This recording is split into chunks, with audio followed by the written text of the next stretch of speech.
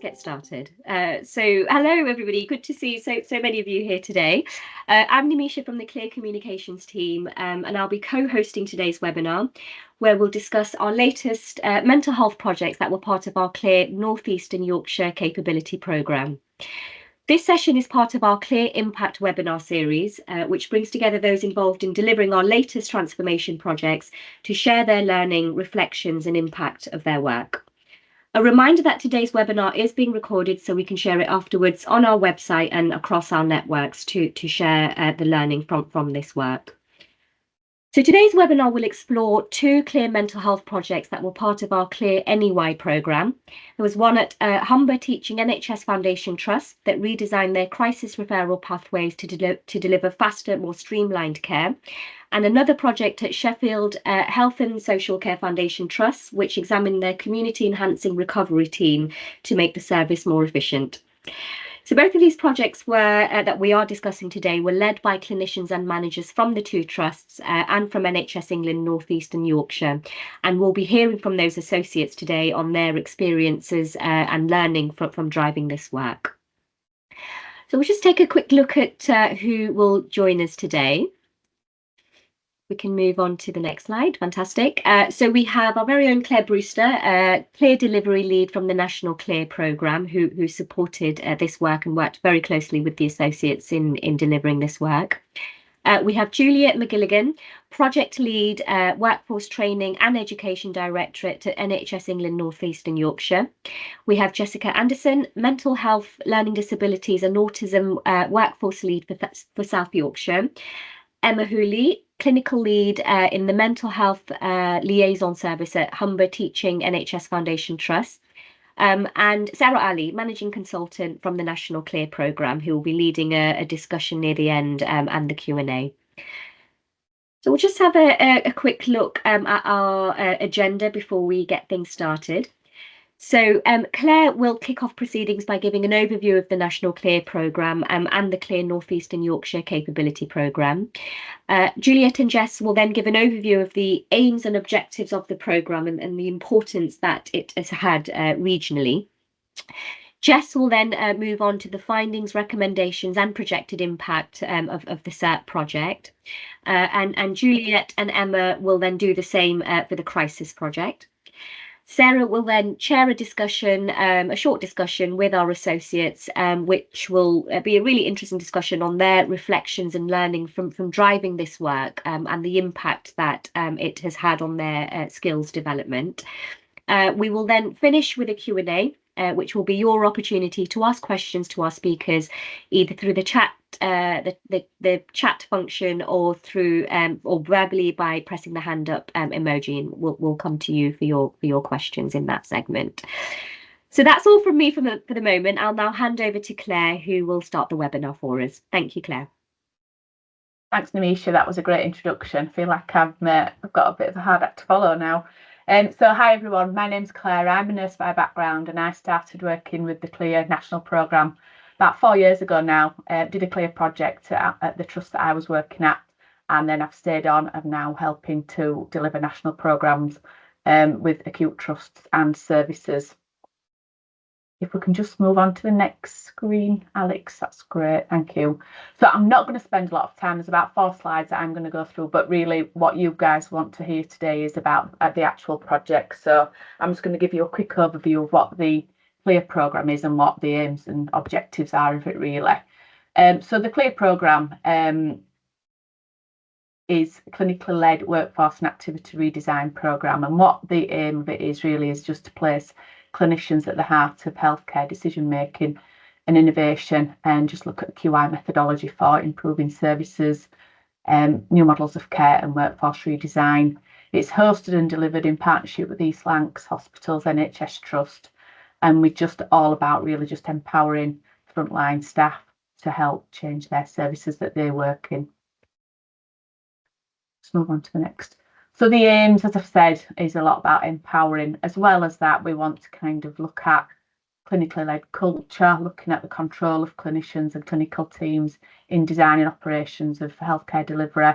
We want to be able to give staff new skills and the time and space to be able to look at their service and to be able to stand back and just say, often people do know what the challenges and the issues are, but they're just going round in the hamster wheel, as we know, and just haven't got the time or energy to make any changes. So this programme really does give people the time and space to step back and just to look at the actual service that they're working in and other services around it. Then they can go off and examine new ways of working and look at other areas of good practice, how they can provide a more efficient solution to complex change, and also just gives them some clinical ownership. And you'll hear during the webinar how we involve stakeholders and key stakeholders through every stage of the programme that we do, so that we have got buy-in and we've got ownership within that. Move on to the next slide, Alex. Great, thank you. So as you can see, this is the map of England and the areas that we've worked in since 2019, when the first CLEAR programmes were done. And the first programmes that we did were in urgent and emergency care, and they're highlighted with the yellow dots, all the different coloured dots of the different areas that we've worked in across the country. So we've actually done over 60 projects now since 2019 over the country.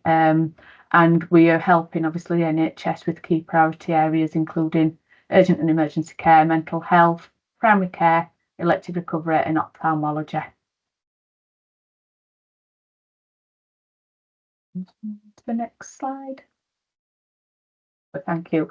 We have got some different ways of delivering the CLEAR programme, and we've been able to adopt and spread the different programmes that we have throughout the last 4 years. And that's really in response to trusts and services saying, you know, what they want, so we can actually model our methodology to what trusts and services need. The ones that you're going to hear about today are called CLEAR Complete programmes, and that's a 6-month programme that we actually bring associates in to work with us 2 days a week. So we bring clinicians in to work with us 2 days a week. So they do some education, but then we also take them on the journey of this methodology. And that's where we look at design, diagnosis and validating what challenges and issues there are in a particular service. And we can design solutions which include new models of care and workforce redesign. What we've been able to evolve and look at over the last 2 years is how we can adapt and spread the work that we've already done. And you might have heard of CLEAR Focus and CLEAR Implementation, and those are two newer areas that we're working in now. We've done a lot of CLEAR Focus work in primary care, especially around CVD prevention. So we've done some work with primary care trusts looking at their CVD prevention, but then what we've been able to do then is spread and adopt the new models of care that they've come up with. And we've done some CLEAR Focus work with other PCNs around the country, which include workshops and webinars, and just helping them adapt and spread the good work that's been done within the CLEAR programmes. CLEAR Implementation is a further product that we've got and service that we provide, and that's actually really popular now, because what we're doing is sites and services are coming up with recommendations and new models of care, but then they don't always have the time or the space to then implement and get things changed. So we've been supporting some services and trusts around implementing new models of care, and that's how they deliver, how they change, and looking at integrating and better patient outcomes in that way. So just a quick update about what the CLEAR methodology is. We've got 4 distinct service stages, and you'll hear about those again shortly. The first one's clinical engagement. We look at talking to as many people that we can within a service, and also patient and service users. We look at lived experience and the qualitative information. We then go on and look at the data interrogation and the quantitative information around that service. So review and inform in-depth quantitative patient level data analysis. We then bring all that together, and we can bring key themes and issues, and we can look at innovation and new ideas of how we can improve a part of a pathway or a part of a service that may be the area that sites want to look at. And then we develop recommendations, quick wins, and publish recommendations and potential outcomes. So within the East and Yorkshire Capability Programme, I'm just going to give you an overview of what we've done, because the programme actually started probably about 2 years ago now. and it took about a year of planning. We were asked to work within the region, and the trust that signed up to take part were Calderdale, Humber and Sheffield. We've done 4 projects, 4 in-depth projects and 2 what we call compact projects in these areas. I'll just show you those on the next slide. Okay, thank you. So this is our mental health projects in numbers. We've worked 1 region, as I said, and 3 trusts. We've actually interviewed 186 individuals in the areas that we've worked in and involved 31 services in mental health. We've trained 4 NHSE workforce transformation leads during this time, and we've also trained 6 clinicians as well. We've also supported some CLEAR Essentials training, which is a 1-day course that we talk about the CLEAR methodology and provide training. So we've delivered 18 places within that, and we've produced 5 reports and case studies plus 2 webinars, and today's the 2nd webinar that we've produced.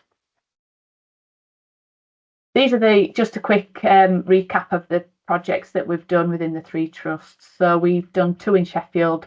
The first one was the Eating Disorders Day Service project that we did in July last year and finished in January.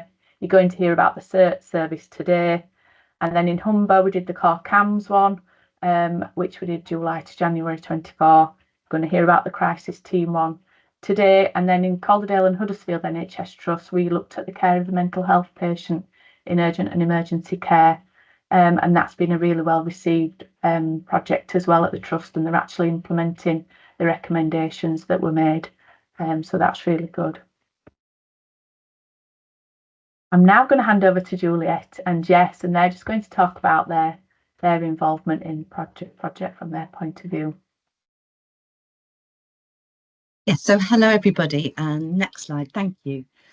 So there were several of us from NHS England within the Workforce Training and Education Directorate who worked with CLEAR and the other associates to have those conversations and really clarify what could help our regional stakeholders to identify challenges and really drive forward workforce transformation.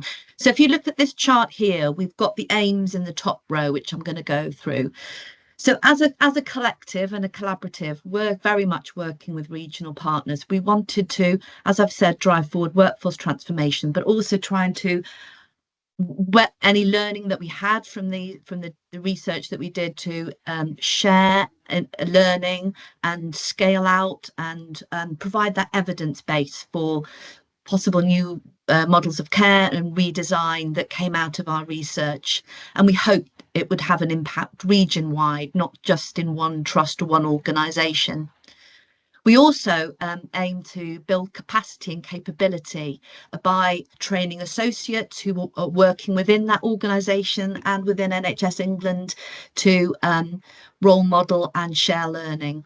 So it's building capacity within the staff as well as key learning to get innovation out there. I'm now going to pass on to Jess. Yeah, so I am Jess. So in terms of how we did that, we were involved in sort of 2 projects, and in that first project we were able to take on that associate role. So that really allowed us to sort of learn about and understand the CLEAR methodology from experienced CLEAR team members. But then when we did the second project, it gave us that opportunity to implement those skills. So we led the team and the project, and that was really useful in embedding what we learned. And throughout all of this, we had the support and the tools which CLEAR supplied. So things like the Quick tool to model the workforce, and the data portal to help us visualize the data. And then in terms of the outputs, obviously we've got the projects that we've delivered, which I won't talk about now because we're about to sort of move on to talk about them. But it's also given us the sort of tools to take a sort of more methodological approach to workforce transformation, but also pick out the different bits from within that methodology that are useful. And certainly from my side, that sort of qualitative element has been particularly useful, and I am taking that forward and using it in lots of the different projects that I'm working on after sort of CLEAR. So you've got me again now to talk about the CERT project. So if we can move on. Unfortunately, my colleague Andy can't be with us today, and Andy worked in the CERT team as an art therapist and was sort of instrumental in the success of this project. So the project scope was more about enhancing and making the existing service more efficient rather than making radical changes. So we really wanted to sort of look at the impacts that was happening on its service users, and also look at their approach to sort of planning to try and make that more efficient. If we go on to the next slide. So as part of our clinical engagement, we spoke to around 40 individuals, and that was people from within the CERT team and also outside of the CERT team in services and organisations that linked really closely with CERT. And we came up with sort of 6 themes that sort of linked to sort of planning, and by planning we sort of mean the sort of logistical planning of who should be where, but also thinking about that care planning. Pathways was another key theme, both into CERT and out of CERT. Workforce challenges, I think that's pretty common across all the projects, but it was here too. And also the sort of communication and how people linked in with each other's. And another perhaps common theme is the sort of estates not being fit for service. So if we go on to the next page. So CERT works with service users who've got long and enduring mental health illnesses. So they do work with low numbers, but over a significant amount of times. So looking at the data that we got from the CERT team, there were some key things that stood out. The fact was that once someone had worked with CERT, their admissions into inpatient services dramatically reduced. And we also found that even when they were admitted, the number of days that they spent in inpatient care reduced. We also noticed that for a significant proportion of service users who had been with CERT for over 3 years, they were having sort of minimal contact with the CERT team, which suggested that actually they didn't necessarily need that intensity of care, but there were difficulties in moving them down across the sort of the community and primary care mental health services. So next slide, please. So overall, as a result of the sort of the data and the clinical engagement, we recommended 1 new model of care, and alongside this 4 recommendations. And so the new model care was really about sort of breaking down CERT into more distinct parts or pathways. So we had the referral in reach stage, then the community assessment stage, the active recovery phase, and the next steps pathway. And within this, there was flexibility to sort of move through these more differently, so that based on the person's needs. So some of the recommendations were, first of all, around splitting the recovery worker teams so that they work geographically across the city, because they were spending an awful lot of time travelling, which was having an impact on their ability to work with service users. And we also wanted to be sort of more proactive in identifying people who could benefit from working with CERT. So looking at sort of recovery, community teams, recovery caseloads to see if there was anyone within those that it would be suitable to work with. And at the same time, I guess at the other end of the pathway, working more in partnership with community mental health teams and primary care mental health teams to agree that they would accept sort of discharges and referrals from CERT, but with that sort of acknowledgement and understanding that should the person deteriorate and need additional support, that CERT would agree to sort of reassess them without having to necessarily go through the sort of standard referral process. And if we could go on to the next slide. So this sort of slide highlights the impact of our recommendations and what they could have in numbers, and just, I guess, to provide an update of where sort of CERT is after the project is finished. So they have now split the recovery workers team into those geographical teams.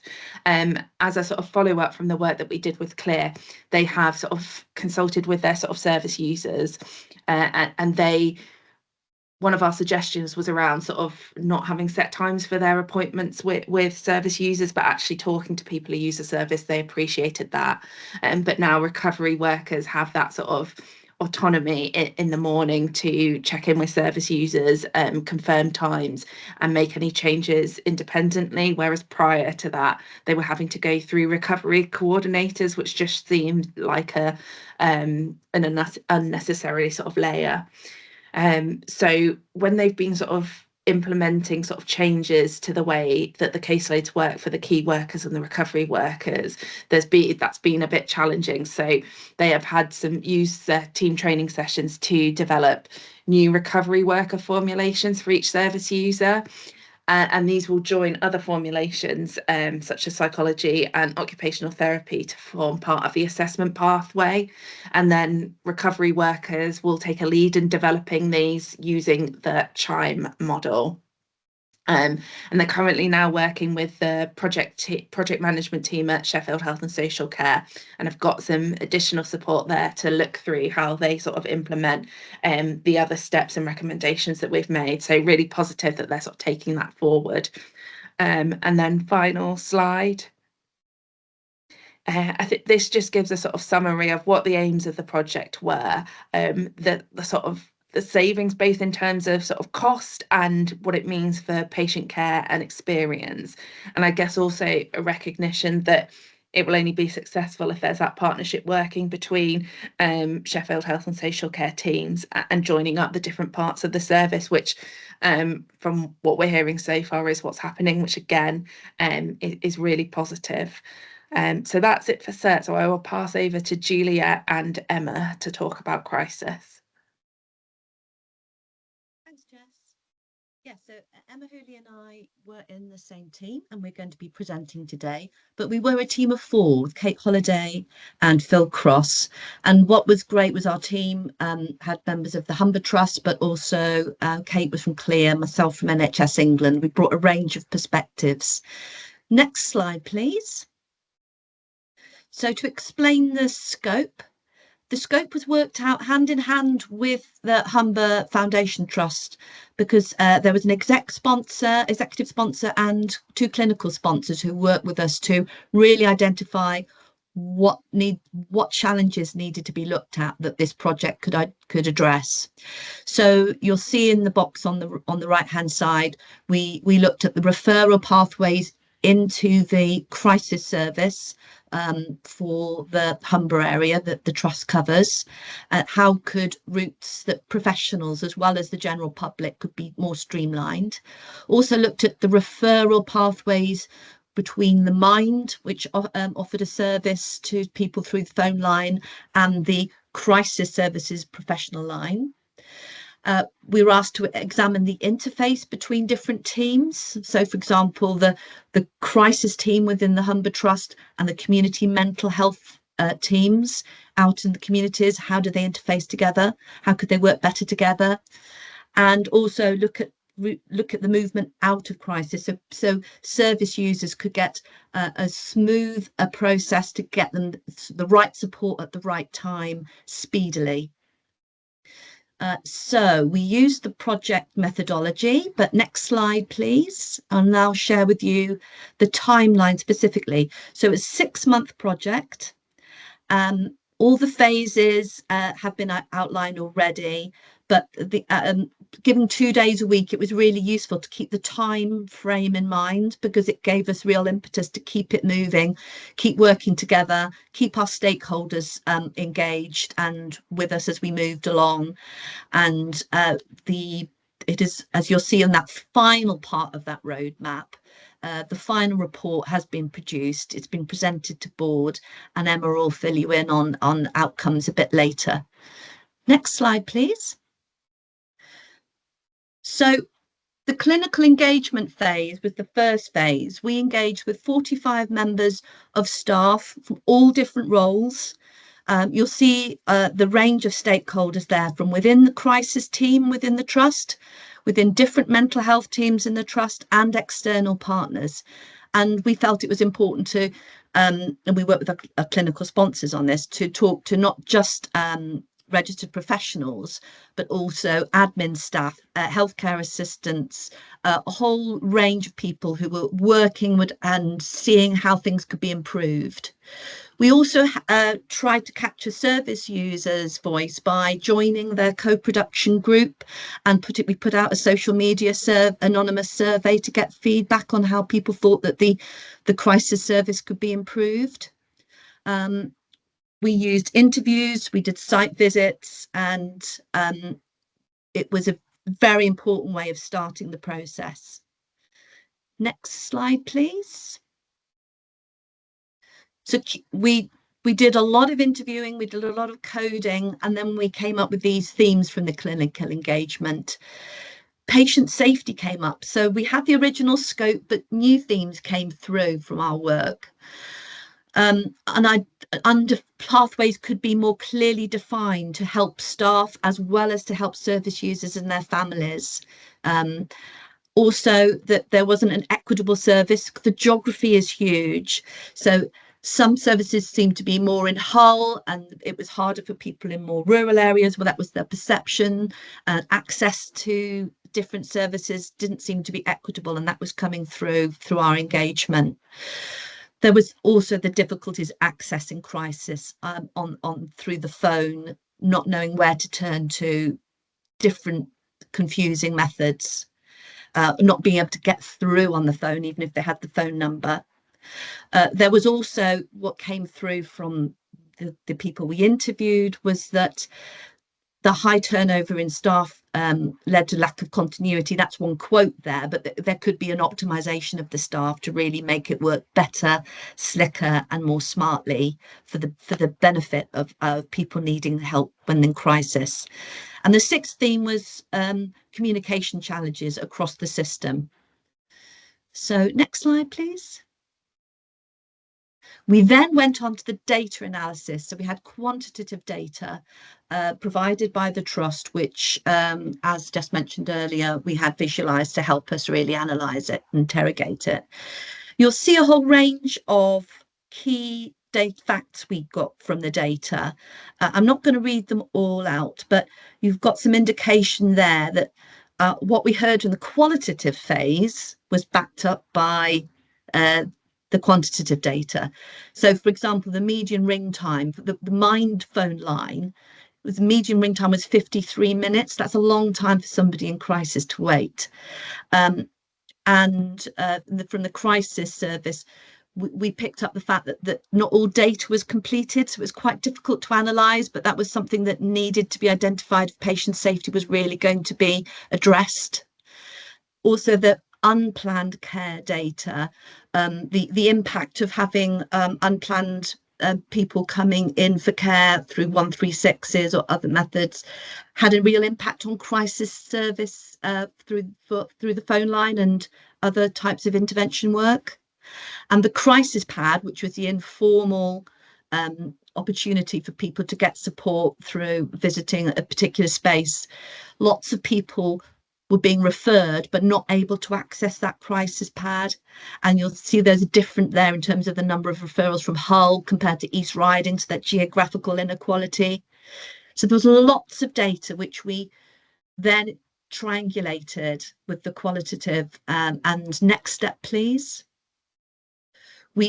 All the data that we triangulated helped us come up with ideas for new models of care and recommendations, but I'm now going to pass on to Emma, who can go into that in more detail. Thanks, Juliet. Okay, so the current model of care actually has 7 referral routes into the crisis service. They all go into one central place from which the assessments, the crisis interventions and treatments are delivered from also. In the current model, there are some significant issues, as Juliet's just pointed out, relating to access, patient safety, and service delivery. So therefore, the new model of care aims to address and improve all of these areas. So we can just go to the next slide, please. This is the new model of care. So it has got 4 very clearly defined hubs with very clear roles and responsibilities for all the staff within these, which is one of the issues actually that we found in terms of roles and responsibilities. The model is actually designed around the recommendations from the Royal College of Psychiatry as well, a quality network for crisis resolution and home treatment teams. The front door hub, as Juliet said, 27% of the calls are answered. That is receiving all the calls for the trust for everything for emotional support, crisis, urgent, general inquiries, into one phone line, which then would support 3 calls at a time, hence the delay on the calls. So this hub, actually, the way we've designed it, the calls will be screened very quickly to identify if crisis is required or not. And for all the crisis calls, they will be sent directly to our next hub, which is the triage hub. All the rest of the calls will go to Mind, and they will continue with the calls.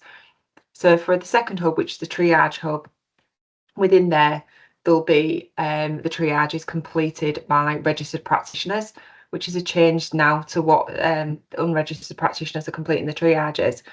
And then, if appropriate for crisis, they will then go to the third hub, which is the referral hub for crisis, where a coordinator will coordinate, identify where that needs to go, and also the other referrals come in, so from blue lights through the professional calls as well. And then, if required, the crisis intervention, we then go to the locality hubs.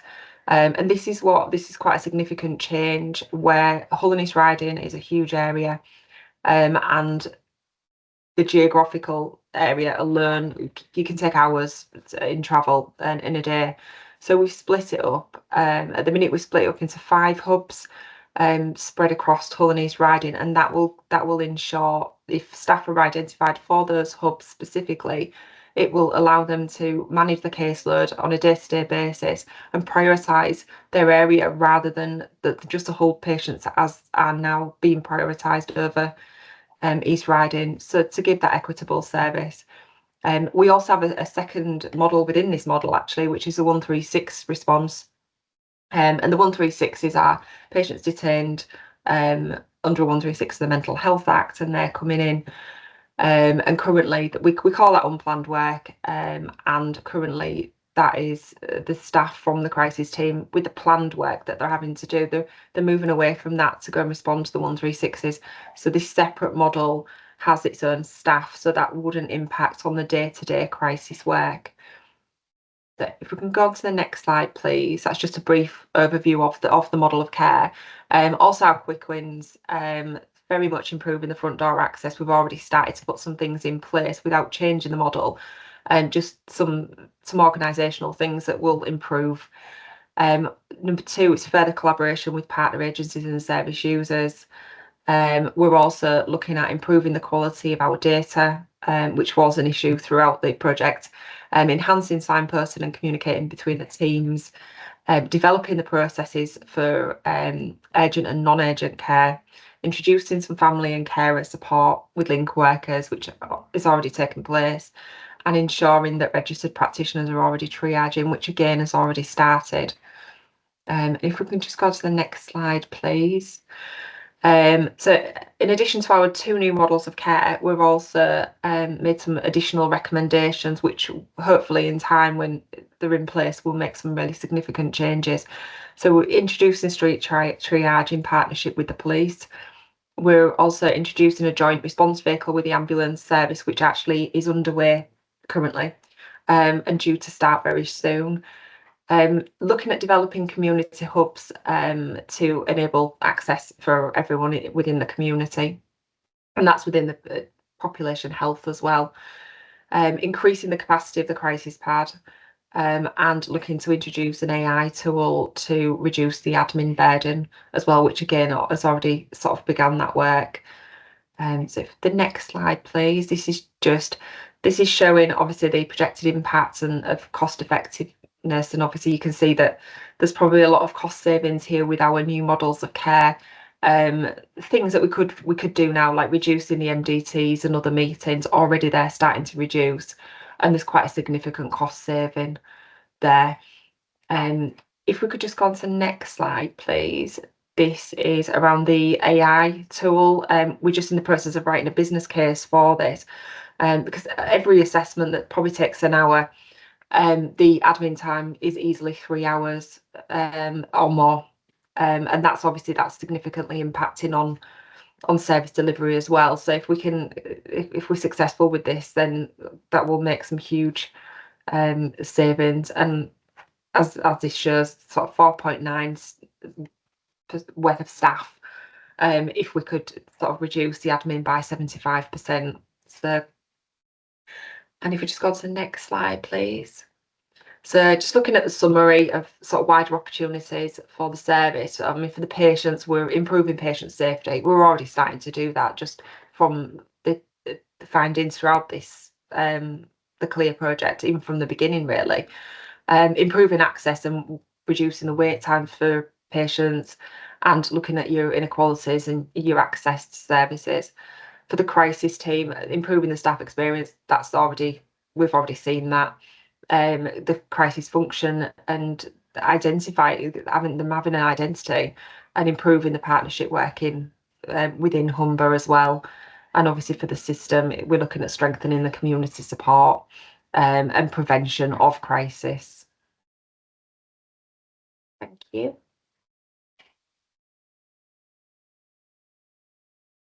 Do we have any? I think we're now handing over to Sarah, who's going to lead a discussion with our associates. Thank you, Sarah. Thanks, Emma, for that, and Juliet and Jess as well for reflecting, or should I say, feeding back on your projects that you have completed over the past 6 months to a year. So what we're going to do now is just have a bit of a sharing chat of how you found the whole process and what kind of you learnt from that. So Jess, if you don't mind, I'll start with you. Kind of what would you say have been your positive takeaways from being on this CLEAR programme? I think because I've sort of worked mostly at a system or regional level, it was really good to get and speak to people on the front line and feel like the sort of changes and recommendations we're suggesting are actually going to get implemented and make a difference. And it was really good working with Andy and on previous projects, Lindsay, as sort of clinicians. And I think being that team of having their sort of clinical input with my non-clinical input, but perhaps more project management, was really, really helpful. And I'll take that forward as well. That's great. And I think just to echo, having the clinicians and having you guys from NHSE really made the project so much easier to get from the start to the end, and such buy-in with the trust. So it was really useful to have all those skills there. Just a follow-up question then, Jess, would be, what challenges do you feel that you faced coming onto the CLEAR programme? Whether that was, I'll let you kind of lead that, and then is there any way that you overcame some of the challenges that you did face? I think for me, the biggest challenge was trying to sort of juggle the project and my sort of substantive role, because although we were sort of 2 days a week seconded on this, there was no one to replace me doing the other work. So that was really challenging. But I think working together as sort of a team, the 3 of us or the 4 of us, depending on the project, and sort of dividing and conquer and then coming back together really helped. Yeah, I think it's a really good reflection that it is really hard to be seconded 2 days, not have anyone replace your actual substantive job, and juggling it all. But that teamwork really shone throughout the project, and obviously the outputs as well. And then last question from me, Jess, would be how has this project helped with your innovation and transformation skills for this type of work? So I think it's made me more confident. I think I always knew it was sort of important to sort of work with clinicians, but this has, I guess, emphasised it even more.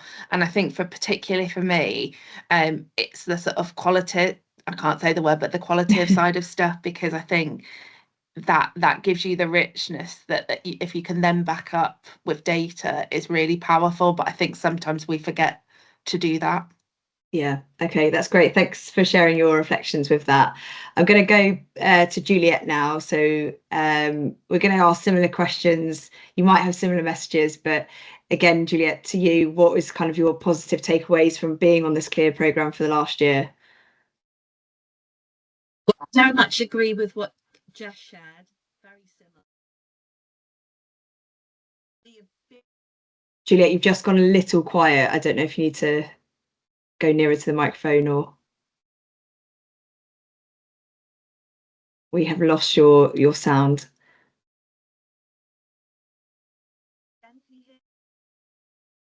No. It's going too smoothly. I know.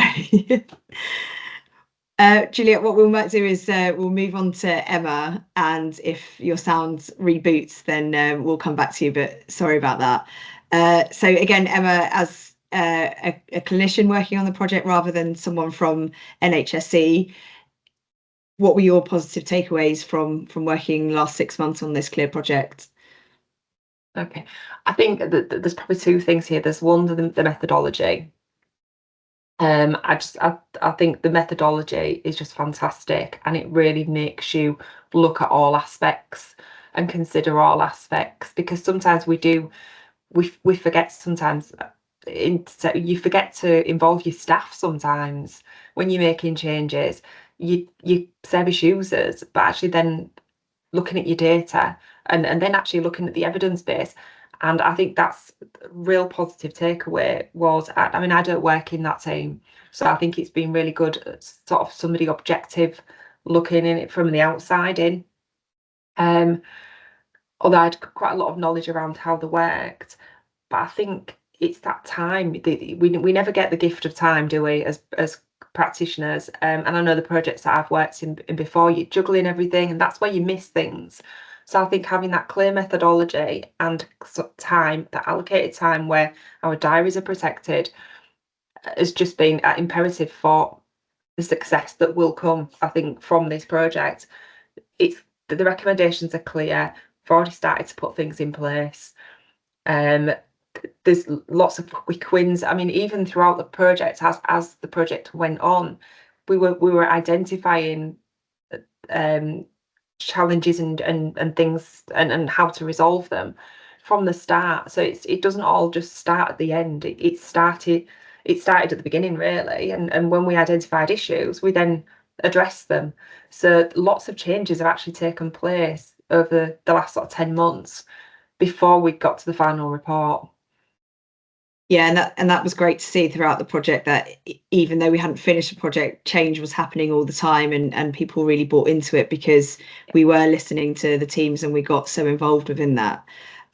So that leads us on to our next question in terms of, from your point of view, what did you find the challenges? They might have been quite similar to Jess as well. And how did you try and overcome those? Yeah, I think, very similar to Jess in terms of managing diaries and stuff. But I think as well, another challenge was around sort of feeding the information back to the service, because actually it's not easy to hear, is it? Especially when we're talking about patient safety. And I think that our team did, and again, in terms of methodology and how CLEAR works, I think the way it was all fed back, and with the evidence as well, the data really impacted, and the qualitative evidence impacted. Certainly, I think the first stage around the clinical engagement and the challenge of the practitioners are saying one thing, but it's how do we back that up? Because we know we know what they're saying is right, but how are we going to back that up? And that's when we had a lack of data. The contacts weren't being recorded, so we had no data to back that up.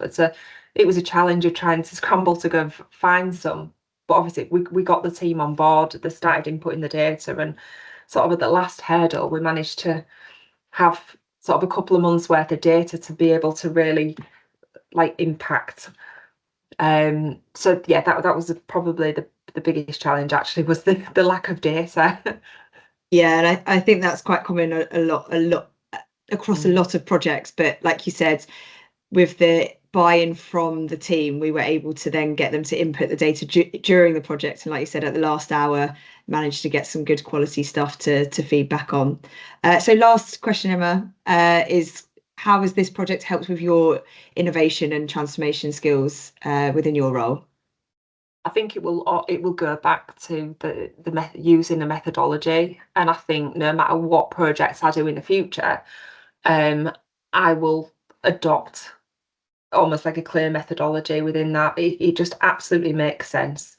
And it's been really structured. It's been fantastic. I'm actually I'm just about to change my roles. I've got a new job in the crisis service to implement all these changes as well. So professionally, I never expected that to happen at the end of it, but it's it's been a fantastic experience. It really has. That's great. Thanks so much, Emma. And yeah, you've obviously shared the news that you already had that, but echoing a congratulations again for kind of your new role and hopefully implementing most of these recommendations.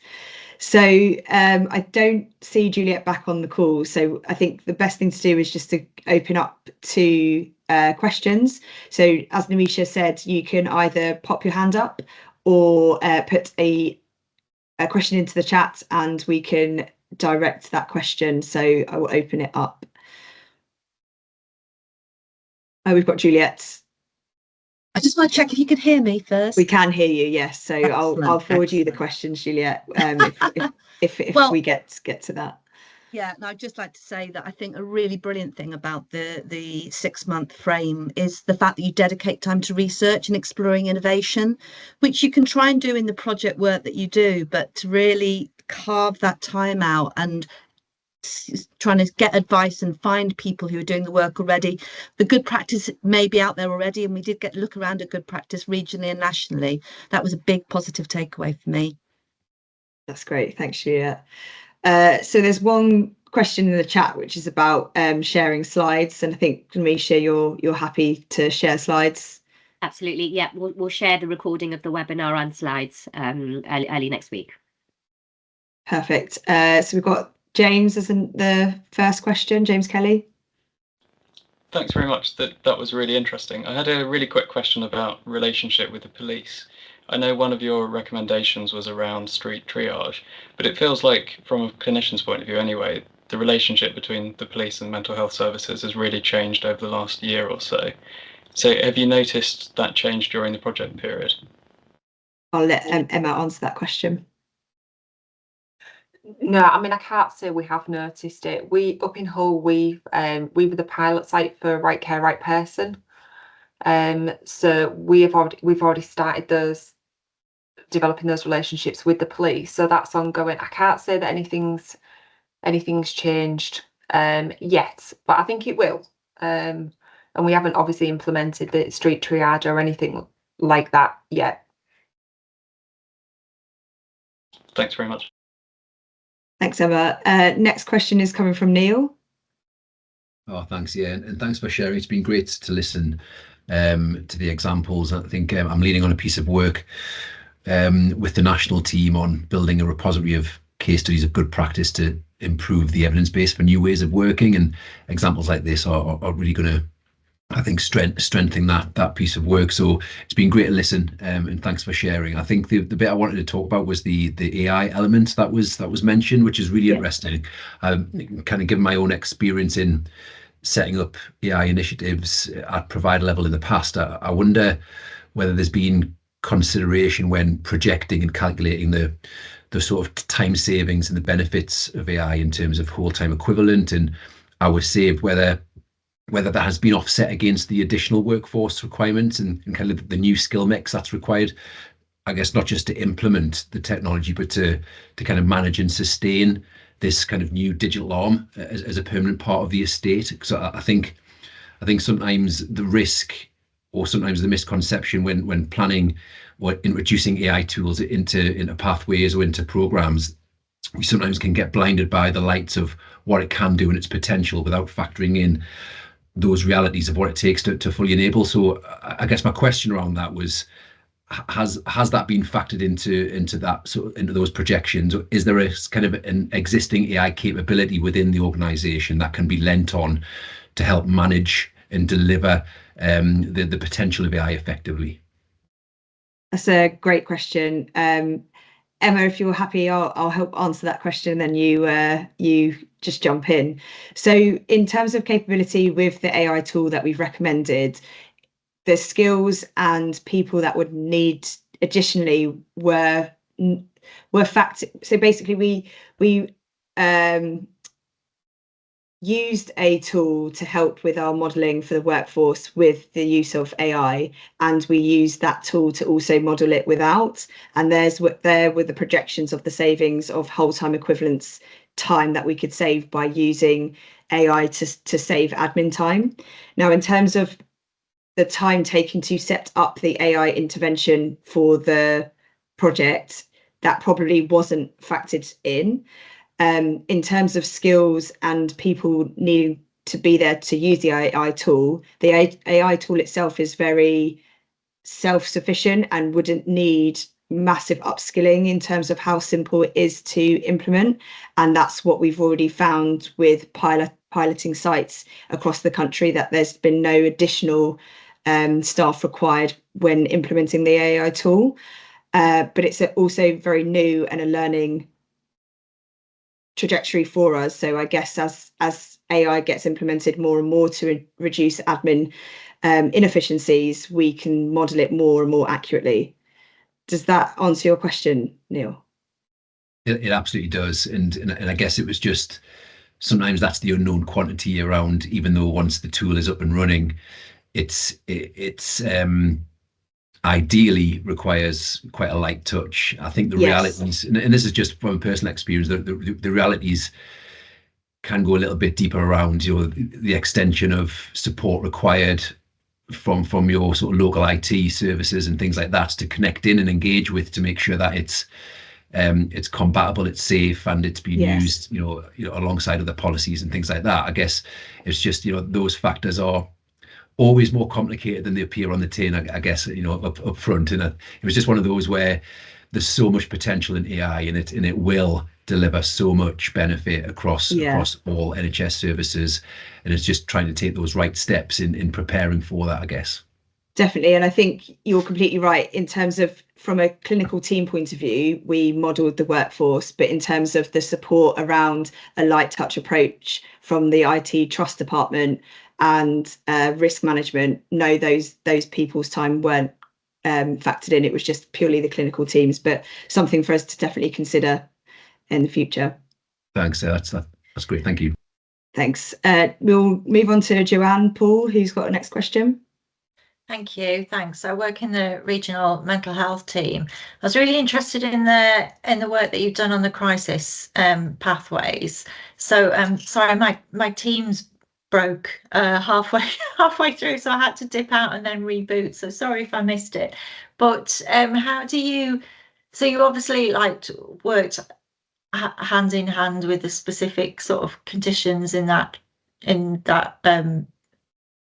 trust and in that service and with those clinicians, but then how much of that can you kind of lift and shift and sort of then as we have so many other crisis services struggling with capacity, are there sort of things that you can take from that and you can say this is like a best practice approach to help others? I'll let Emma lead that question, if that's all right, Emma. Yeah, it's fine. We based what we did is actually we looked at the best practice, what was classed as the highest quality care, and that comes in with the Royal College of Psychiatry and the quality network. So we based a lot of the model on what are they suggesting is the best practice, and remodeled sort of based on a lot of that. I think what we did is we looked at a number of crisis services around the country, and everybody does something different. Whether that be they have single point of access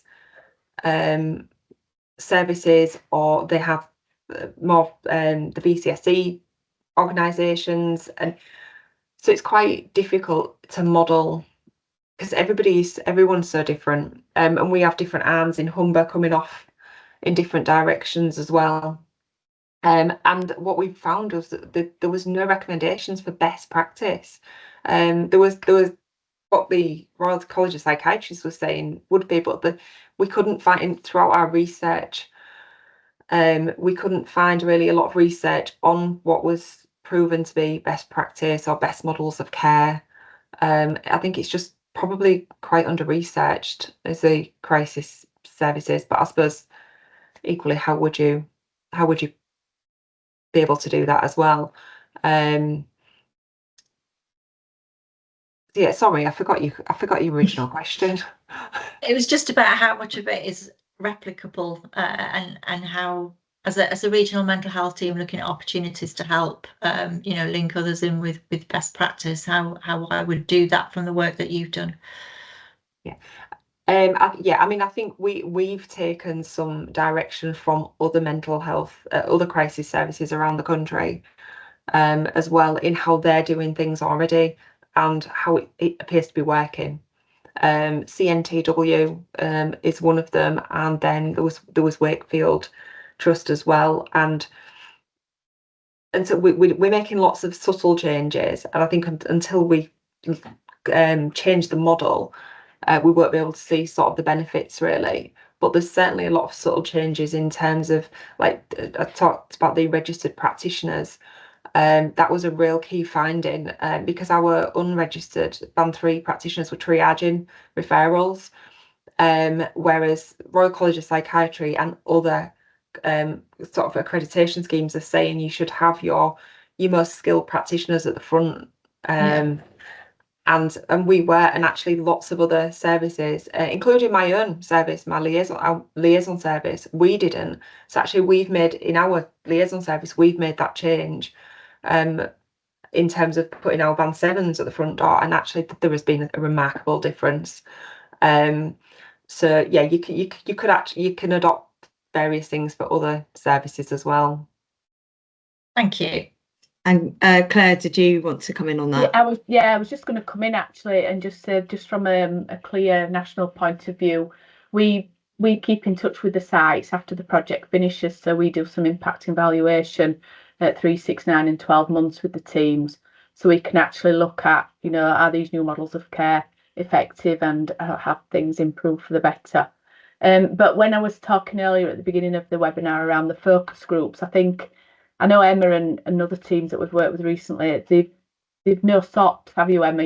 There was no SOP in place for what the service should look like. And I think from a regional point of view and national point of view, I think that's something that we can really, and we should be looking at really, to give services some guidelines around what they should be doing. And I think the focus groups that we can do and provide and support with would be a really good way of getting around that. So I think from a regional point of view, we could, hold some focus groups with other services and help with that.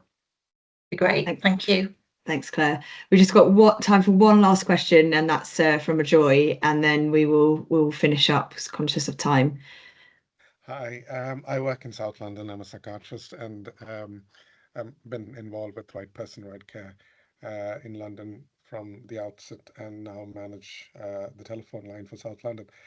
So my question is about Right Person, Right Care, which is now spreading internationally. As you might know, it's gone to New South Wales in Australia, and we are helping them out as well. So it's about replicability. So our experience in London with street triage has been that it worked for us for a long time, and as a consequence of Right Person, Right Care, street triage is now regressing. We are now, the Metropolitan Police are less interested in participating in street triage as they were before Right Person, Right Care came on board. And it strikes me from your presentation that perhaps it's the reverse in Humber, because street triage appeared to be an innovation that came out of this project. Is that correct? And if it is, what does that say about the potential replicability of these findings?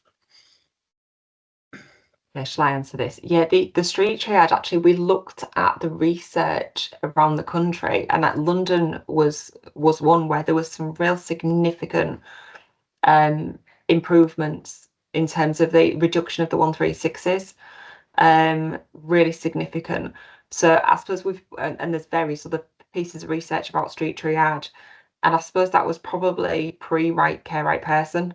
So whether or not we need to sort of rethink that, based on what the current research would be now, I don't know. But I do believe that the Right Care, Right Person that may impact actually how we look at street triage in this area, because I think the police are moving away from being involved in health, and that's something that's actually we've only literally I owned at Crisis Care Concordat last week. That was when this was mentioned, and that wasn't something that I was aware of during this project. So as much as we talk about street triage, I do wonder if that will be something that happens. It was on the list of things that potentially look like they will improve care, but that probably needs a good rethink depending on what happens with the police. Thank you. Thanks, Emma, as well. So I'll hand over back to Namisha, who's just then going to close us off. Thanks, Namisha. Thank you. Thank you all. Amazing reflections and learning that you shared today. So thank you all to our speakers and for everybody else for joining in on the conversations. Again, fascinating to hear how the CLEAR methodology has been used to design these recommendations, and we look forward to seeing how these services develop over the coming months. So that's almost it from us.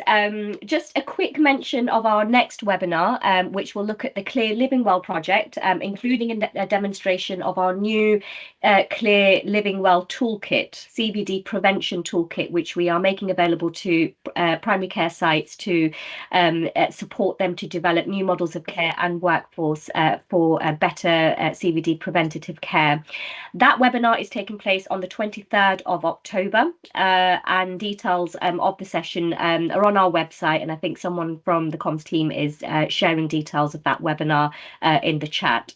So please do join us for that webinar on our Living Well programme on the 23rd of October. So just very finally from me, for more information about the National CLEAR Programme, including case studies and details about how the CLEAR methodology works in practice, please do have a look on our website, www.clearprogramme.org.uk, or please do get in touch with us if you do have any further questions, or if you'd like to set up a call with the National CLEAR team to discuss how the CLEAR programme can support you in your site or system. Please do get in touch, info@clearprogramme.org.uk. So thank you all once again to our speakers and for everybody else for joining us today and for contributing to the discussions. And I hope you have a great weekend. Thank you all.